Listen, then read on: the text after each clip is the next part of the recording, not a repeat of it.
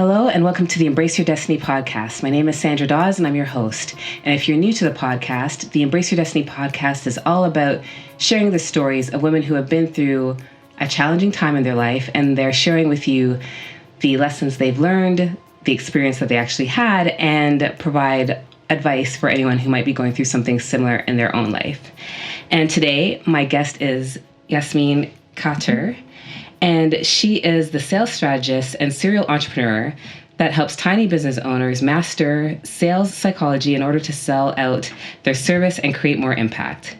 She has grown her award-winning storytelling agency, VSStory, to 7 figures within 24 months. And she now runs VSStory Method, where she has consulted and trained hundreds of small business owners to close their first sale, repackage their services, and scale to 6 and 7 figures. As well as Yasmine's businesses, she has also prepared an expedition to the Arctic to produce her first documentary and raise awareness on climate change issues. And when you come back and check out the show notes at the end, you'll find more about where to find Yasmine, as well as take advantage of a toolkit that she's offering as well. So welcome, Yasmine. Hey, thank you very much for having me here. So Yasmine, why don't we just dive right in and start with sharing the part of your journey that you want to share with the rest of the audience today? Sure thing. So actually the part of the journey was super hard to kind of pick one, because I think many of people in your audience as well has many different kind of points and inflection points that kind of shifts them.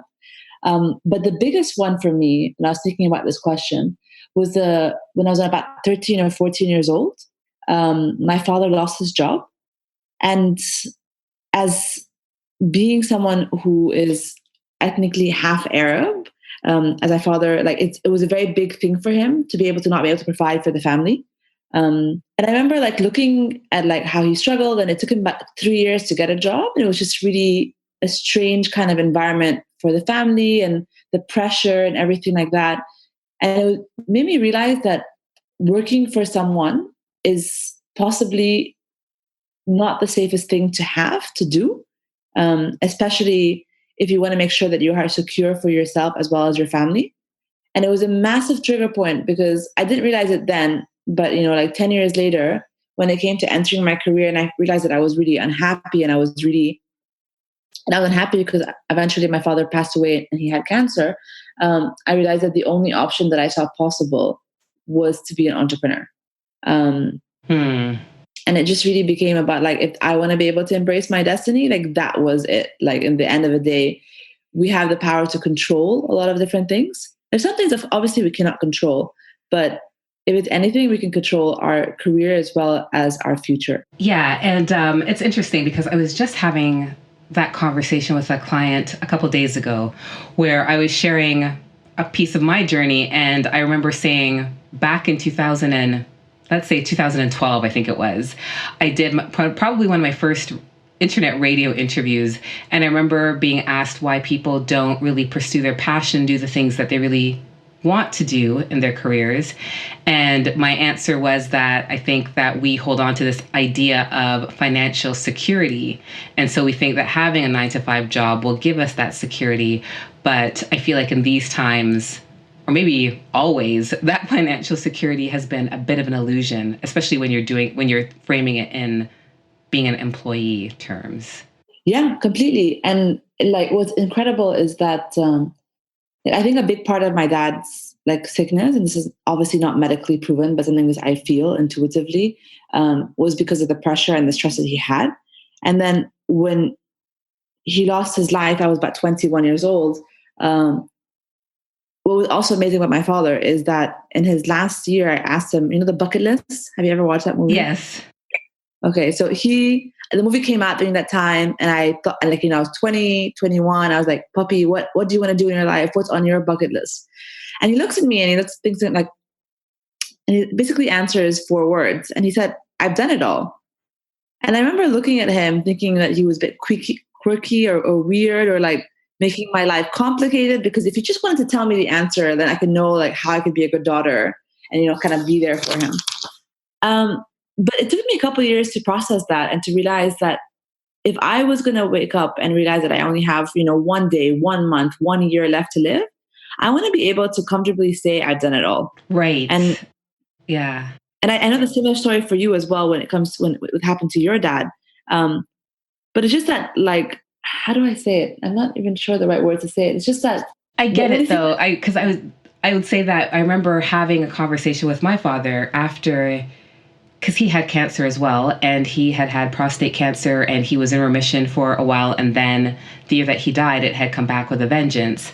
And so when he was told that, he needed to get his affairs in order because his time was now limited, when he was telling me this, he said, and I'm okay with it though, because I don't have any regrets, and I've lived a full life, and I know that there are friends and family members who haven't had as much time as I've had. So I'm grateful for that. And I feel like when he said it, it sort of broke my heart, because I was like, oh, I'm not done with you yet though. But I think that having that peace of mind, getting to that end time and having that comfort that you have done it all and that you have done your best is a blessing. Yeah, for sure. Beautifully said, actually. Yeah. But I think that, it's nice, again, in hindsight, to think about that. But when you're hearing that, when you hear that from your father at that time, it's not what you want to hear, because you want to try and fix it or make it better. Yeah. But also at the same time, I was much younger. So I didn't really understand even what I've done it all as a statement actually meant. Right. Because, couldn't process that somebody could just be comfortable with who they are. And he's like, yeah, I've done everything I wanted to do. And I was looking at him, I was like, And then what was beautiful about that, and always in retrospect, it never makes sense at the time, is it forced me to go and it forced me to question, actually, what does that mean for me? Because the definition of I've done it all is very different for me, for you, for everyone who's even listening, and there's no right or wrong way. And I think the most problem that people have is trying to follow somebody else's formula and then wondering why they're so unhappy and unfulfilled when they haven't really questioned what it means for them. Right. So what, did your father find another job, or did he try the entrepreneurial thing? What did he end up doing? He ended up finding another job, and the job that he initially found was for an old friend of his. And put in perspective, he was working overseas, so he was on an expat package, doing really, really well. And then we moved back to Egypt, and in Egypt, first of all, we have the currency is much weaker. And in the end, he took the job, but it wasn't really something that was kind of growing him or giving him financial kind of incentive. It was just kind of for him to be busy, right, in a sense.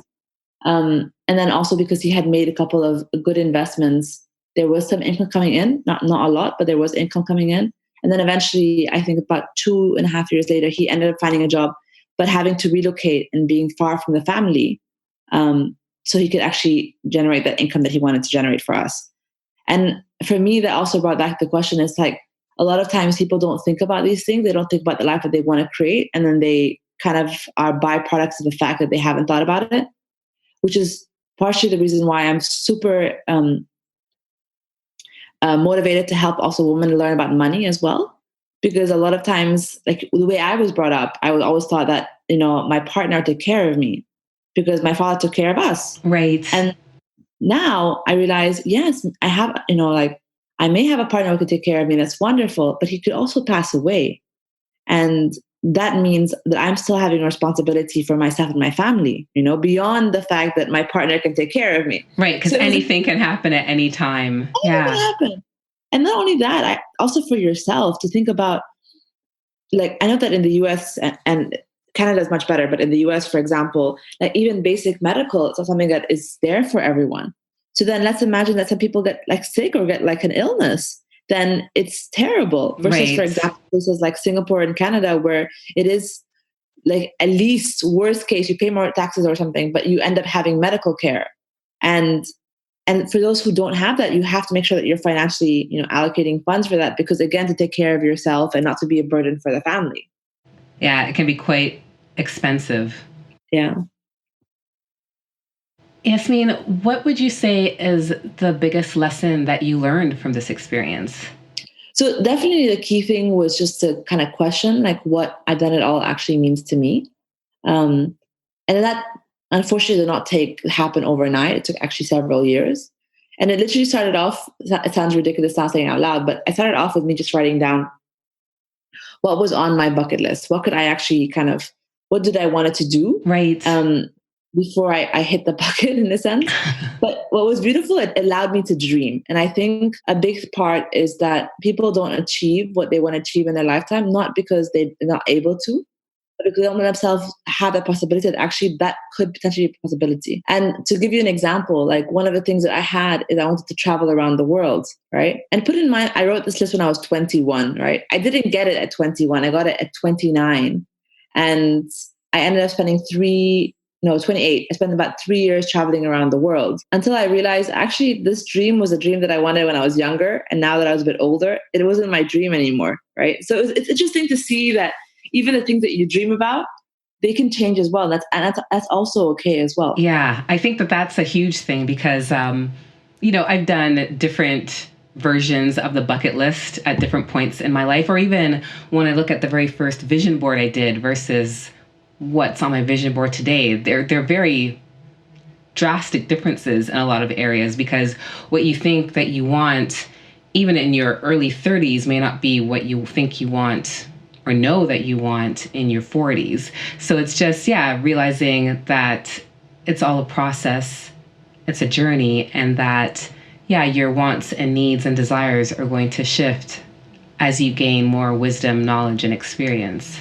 Exactly. And actually, as we're talking, I just Googled up my bucket list. It's still online. And it is 185 things on the bucket list. Oh, wow. And what's interesting is that I don't actually have to do all of them anymore. I've done maybe, I'm going to say about 100. But if tomorrow is my last day, I feel that I'll be okay, kind of thing.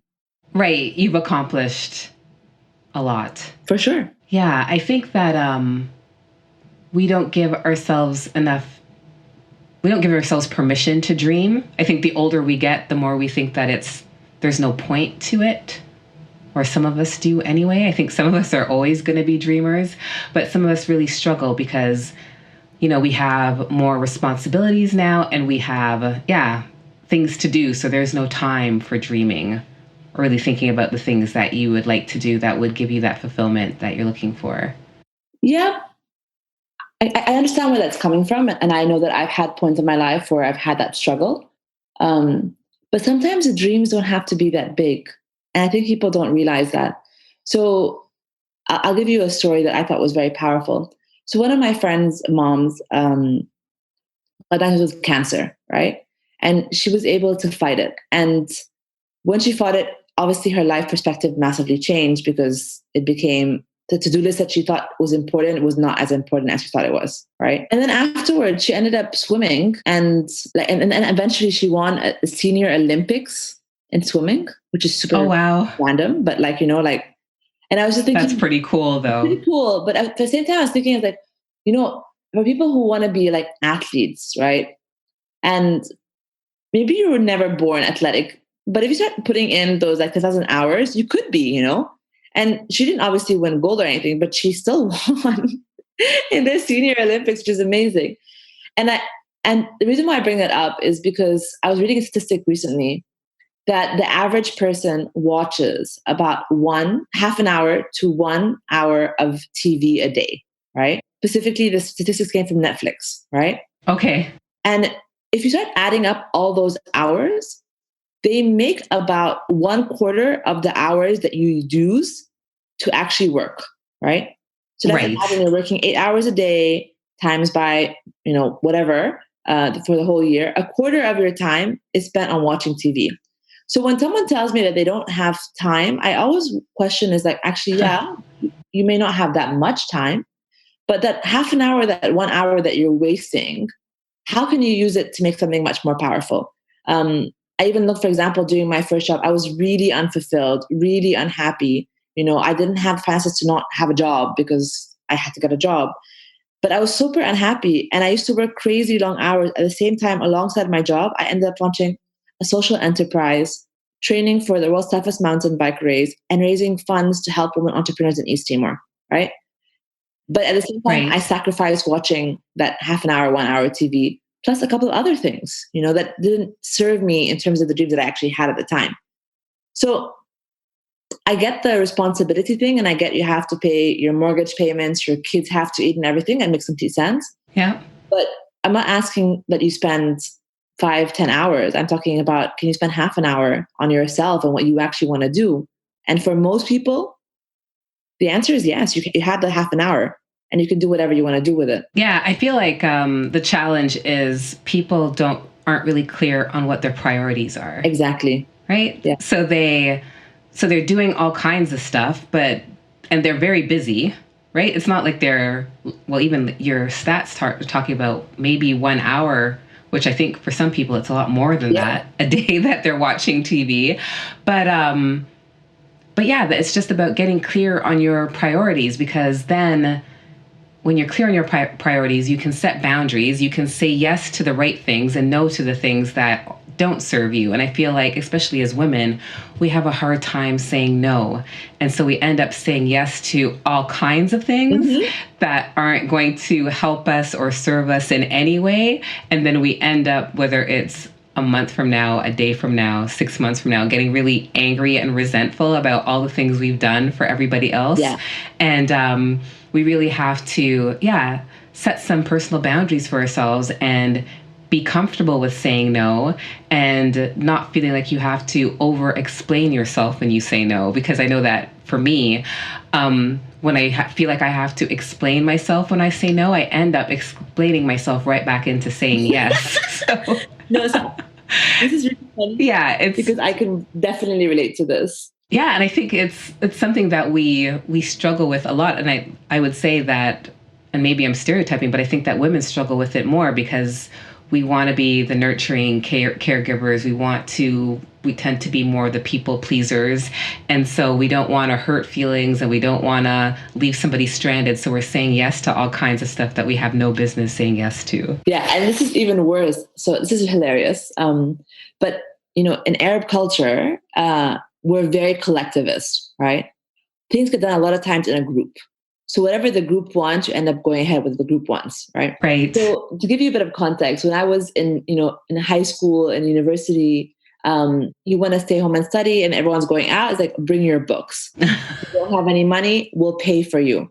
I don't have a ride, don't worry, we'll pick you up. Like, there's no way out of anything you want to get out of, right? And at one point, I just didn't even think. Right. Like, you start to become creative and try to get out of it, but then sometimes you just realize it's not going to happen. You're still going to show up. And then I ended up going and spending 1 year in Vancouver on exchange.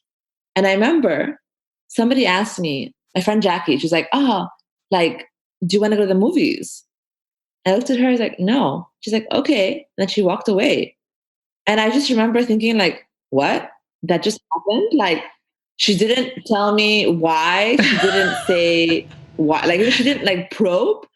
And then for the whole maybe 2 weeks after that, I kept on saying no all the time, because it was for me so empowering just to say the word no. And then I don't want to say no everything. You want to know some things. Right. But because I had never gotten to say no, and to be able to have someone be like, okay, because that's not the culture that I come from. It was amazing. Right. That must have been so freeing, though. I can't even imagine. That first time, it's like, what just happened here? Literally, she went back to her townhouse, and I was just like, what just happened? And I literally wrote in my diary, I'm like, she just walked away. Is that normal? The people, and I was asking people, is that normal here? You don't have to say yes to everything. They're like, yeah, you don't have to say yes to everything. I'm like, wow, amazing skill. Yeah. It's funny though, right? Because it opens up a whole new world for you. Yeah. Actually gives you permission to say no and be comfortable with it. Yeah. So what do you think was the biggest challenge for you in being an entrepreneur and deciding to wear the entrepreneurial hat? So I think we just kind of talked about it. And I think it really is coming down to saying yes to yourself. I think the biggest challenge when you're first starting out, because the thing is to realize is being an entrepreneur, there's a challenge no matter which stage you're at. It's never super, smooth and then it's kind of done. You have to constantly be competitive and be kind of showing up. And then you have different challenges. The first is probably around getting your first clients, and afterwards is how to manage and grow your team. So it's a different kind of thing. But for me, definitely it was the fact that I kept on second guessing if I was able to do it, and if I was allowed to have those dreams. So a lot of the questions in my head were am I good enough? Am I too young? Who will take me seriously? will this work for me? What's my plan B? There should never be a plan B. There should be like, that is my plan, and there's different strategies to get there, but there's no plan B kind of thing. So if I had to like summarize the first 1.5 years of my experience, which I'm super happy that I was doing it while I still had a job, it was just around the doubts that you have in your head. And the worst part is not finding friends who are also entrepreneurial, because you start to think with everyone around you that you're a little bit crazy if all your friends are working. Right. And then the doubts that you have, they help you manifest it even further. Because they'll be like, why do you want to do that? That's stupid. No one does that right now. It's super dangerous. The economy, we're entering recession this year. Like, we already had the markets crash. We're going to have it again, much bigger. Like, don't be silly. But at the same time, it's like, if you are people who make sure that it's possible, and it makes it much more easier. And I remember at the time, I didn't have any entrepreneurial friends. And I think a year into it, I signed up for an online course by Marie Forleo. And to be honest, the course didn't teach me anything that was very new, but it had a massive community of people who made me believe that it was possible. And that's so important, I think. That's so important. Yeah, having that support system and people who get it, because I think that you have to be careful about who you share your hopes and dreams with, right? Because there are always going to be people who, and I don't even think a lot of times they're doing it on purpose. It's because it's coming from their own fears or perceived limitations of what's possible for them, that they then sort of project that onto you. But it's not helpful, especially at the start of your journey. So you have to really find the right people to share your dreams with, so that they can support you in a productive way. Yeah, for sure. And then also, like, it helps you not only like support your dreams, but it also helps you give the right kind of constructive feedback as well. Yeah, which is so important. It's also super important, because in the end of the day, like, the way I summarize entrepreneurship, it's sort of like, first of all, it's like learning a new skill. And if you look at the example of when we were learning how to ride a bicycle as kids, like, there's no kid who rode a bicycle without falling down a couple of times. Yeah. Right. And if you look as an adult, like, I learned how to drive a car. Again, it takes a while until you get more comfortable and become second nature. And the same thing with being an entrepreneur. I think the hardest thing as well being an entrepreneur is that you have to choose to make the right decisions when, because there's a bajillion things to do, and it's easy to get distracted, and you have to prioritize, this is what I'm going to focus on. And there's nobody going to be telling you the right or wrong answer. It's up to you to do it. That's right. There's nobody micromanaging you to tell you that this is the direction you should be heading in or anything like that. Yeah. Yasmine, what advice would you give to somebody who's thinking about becoming an entrepreneur, but is having that internal chatter that's telling them that they shouldn't do it? So there's a couple of things. The chatter could come in many different ways. The chatter will be first in terms of, will it work for me? And if you are having chatter, will it work for me? I would actually recommend first getting into building that muscle of how to generate income, right?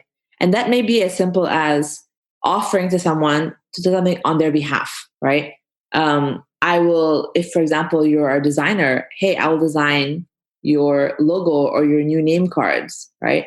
And you don't have to charge a big amount, even like 30, 40, 50, $100 is enough. But to get in the muscle of realizing that actually, or even today's world, you can even go on Fiverr, right? That's how simple it is, or Upwork, and just list it. And try to get that first kind of paying kind of client. And that really helps you realize that, wow, like, there are people who want to hire me, And then that builds a muscle that, oh, actually, there is something that I could be doing. That's an example, right? At the same time, it's like, don't put the pressure of quitting your job to go full speed on something. I did it alongside my job. I think it's perfectly awesome you have enough time. If you stop watching TV, you can do a lot of things in your time. But just start doing it and start getting comfortable with, getting your first client, figuring out how to deliver, and just getting a muscle. Like, the business I started when I first had my job was in career coaching. And 6-7 months into that, I realized I'm not a big fan of career coaching. Just because I can do it doesn't mean I should be doing it, right? So I think by having that job, I had that flexibility and that allowance to keep on playing and trying until I found my thing. Right. The second thing as well is just to realize that in the world, there is so much money. Like, I think I had a big problem in terms of having a lot of guilt about asking for money because I always thought that people worked really hard, money's not growing trees. And in reality, people are spending money all the time. As long as you can help them do one or two or three things that they really get frustrated about, they're happy to pay you. But if you're being held up by the fact that, oh, wow, that's really expensive, no one would pay me for that, that's you blocking the yes before you get the yes. And then the last thing, Right. Before you even ask for the yes. ask for Yeah. the yes. And like I was running a workshop for my team yesterday, actually, around like about how to have sales and to basically improve the communications in sales. And it was so funny because like I started off by like reasons people don't say yes, like the reason why people reject you. And it's really because of the fact that a lot of it is structural things, like we don't ask for it, we don't follow up for it, things like that are very basic, that can be avoided. And then the last thing as well, like kind of following up on the point of the bicycle, it's like it's not about you can't do it, it's about learning a system that works and that works for you, because there's many ways of doing anything, but you have to find your own formula of what it looks like. And it does take a bit of... Yeah, it has to be authentic for you. Exactly. Yeah. I think that's great advice, because I know that, yeah, it can be so hard, right? And I think that when you have the full-time job and you're starting off, it takes off a lot of that pressure in asking for the sale, because it's not like if you don't get the sale, you're not going to eat tomorrow or you're not going to be able to pay your mortgage, right? So it allows you to be a little bit more fearless in asking for the sale because you do still have that steady income coming in from somewhere else. Yeah, and then also to realize as well, not everybody you speak to, you have to sell to, because some clients are not your right fit. But if you are in desperation mode, it becomes more a survival mechanism than actually an active service. And then you feel bad and horrible about it afterwards because you know that you can't help them. Like, I give you an example. There's a woman who approached me who wants me to help her with her fashion brand, right? I have no experience selling fashion, right? There's no reason why I should be working with her. But I haven't. But if I had to go back to when I was like not in a part-time job, starting from scratch, I probably would have had to take it, right? Because it becomes a survival thing versus actually, this is not really what I'm supposed to be doing. Yeah, and I find that if you do find yourself in that position and you do take on jobs that aren't the right fit, it never goes smoothly, right? So it ends up costing you more time, possibly the client more money, because it just wasn't meant to be. It wasn't in alignment with where you are or what you're supposed to be doing. So I think that it's very important to be mindful of that, for sure. To have the confidence and the faith to be discriminate about who you say yes to, even when it comes to choosing your own clients, because you do get to still choose who you work with as a business owner. Yeah. Yasmine, any other final thoughts that you'd like to share? Yeah. In the end of the day, whatever desires or dreams that you want to have, like, that is your destiny. So don't be afraid to kind of take the small steps, Sometimes people think you have to take massive steps, but for me, every goal that I've achieved has not been about the big steps. It's about breaking it down to something that's super small, that might be a 10-minute task a day that helps me get to where I want to go. And I think everyone in this world can do that. And I think everyone can achieve whatever they want to have. And it's possible if they start just believing a little bit more in themselves. So for everyone who's listening, I just really, really hope that you don't make the world miss out what you have to offer, because it's a bit unfair if you do, and make your dreams come true. Awesome. I love it. Thanks so much, Yasmine, for sharing your journey, for sharing your wisdom, experiences, and knowledge. I know I got a lot out of it, so I'm sure that the listeners will too. And again, for the listeners, you can come back to the show notes and find where to connect with Yasmine so you can learn more about her and what she's doing, and find out more about this trip to the Arctic and the documentary you're going to be doing. That sounds super exciting. Yeah, and actually, I'll also send you the link of my bucket list as well. so people can have a little bit of a laugh, because it's literally like written by a 21-year-old. Like you can see it's just like ridiculous things that I'm like, oh, that's really cool. Oh, that's really cool. And who knows, maybe it might inspire some of us to start our own new bucket list. Yep. Again, Yasmine, thank you so much for your time. And to the listeners, have a great day, and we'll see you next week.